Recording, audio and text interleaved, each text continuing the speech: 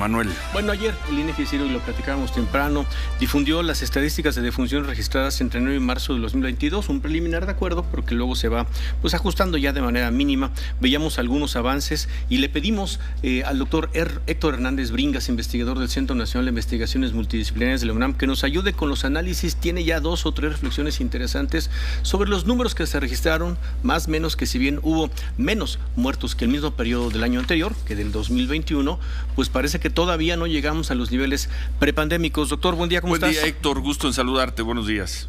Ciro, Manuel, muy buenos días, con el gusto de saludarlos como siempre.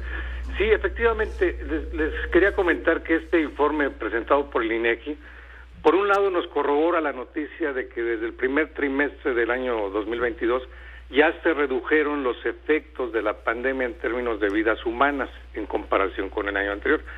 Esto sin duda se debe a las vacunas, sí, y también al proceso de inmunización colectiva por el contacto que ya ha tenido el grueso de la población con el virus.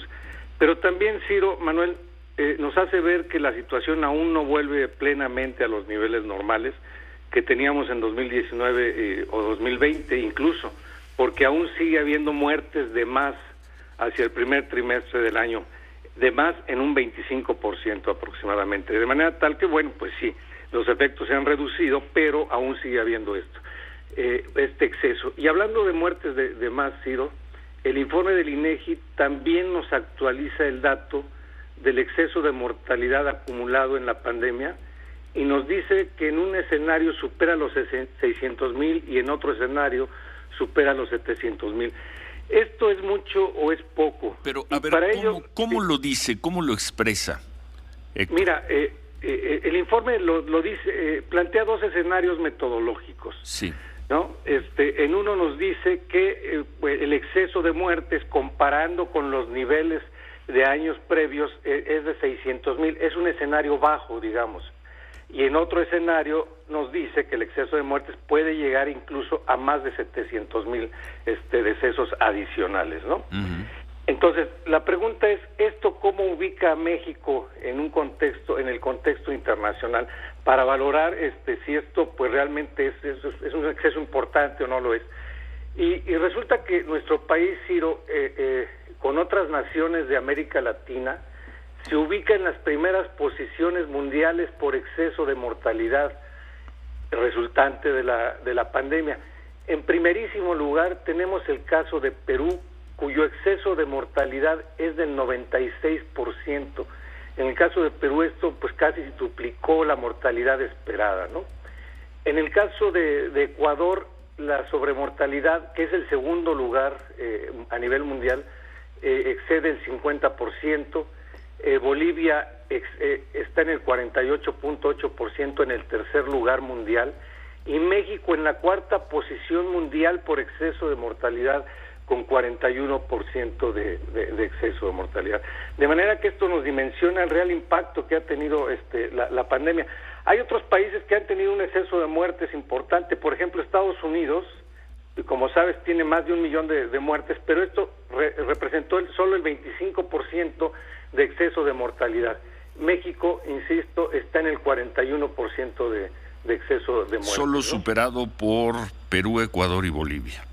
Solamente superado por Perú, Ecuador y Bolivia, países de América Latina, ¿no? Mira, América Latina y México, en América Latina, en el contexto de América Latina, pues no solamente son los países, están entre los países con más homicidios a nivel mundial, también son los países que presentan la mayor desigualdad a nivel mundial, ¿no? Hablar de la desigualdad en el contexto del COVID es una generalidad, pero digo, sin dejar de ser real, es una generalidad, pero en el contexto de la pandemia, ¿cómo se aprecia esta desigualdad?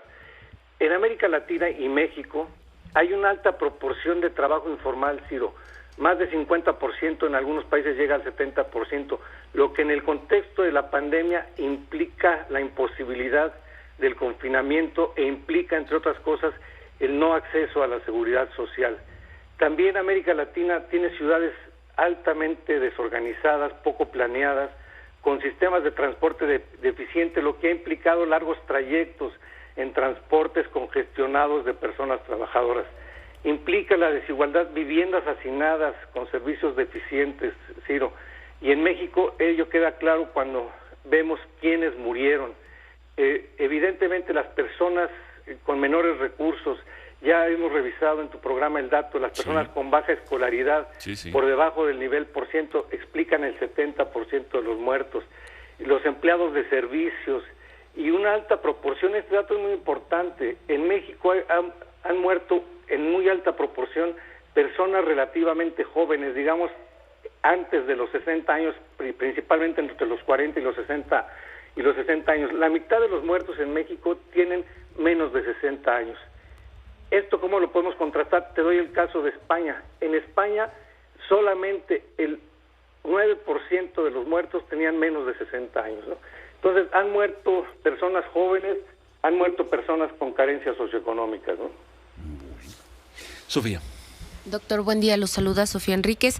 Llevo toda la mañana intentando, desde temprano estoy intentando abrir la página de acceso a mortalidad del gobierno federal, de la Secretaría de Salud, y no logro entrar. Me dice que no se puede acceder a este sitio. Las veces anteriores que se les haga, que se ha caído la página o que no se puede entrar es porque hacen algún ajuste. A raíz de estas cifras del INEGI, ¿puede haber algún cambio de metodología por la Secretaría de Salud que sea eso lo que están ajustando en la página? Sí, yo estimo que sí puede haber un ajuste. Yo también he tenido este problema, justo estaba revisando antes de la entrevista, estaba tratando de acceder a la página y tampoco pude. Y es probable que sí haya un ajuste a partir de estos datos del INEGI. Eso espero que esa sea la situación que esté ocurriendo.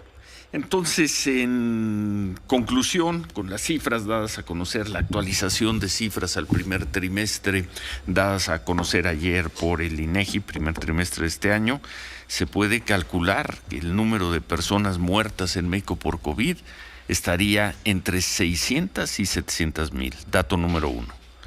Dato número uno. Dato número dos, porcentualmente México es el cuarto país del mundo con mayor exceso de mortandad en estos 2 años de pandemia. Abajo de Perú, que tiene una mortandad increíble, un exceso de mortandad increíble de 96%, Ecuador 50%, Bolivia 49%, México 41%.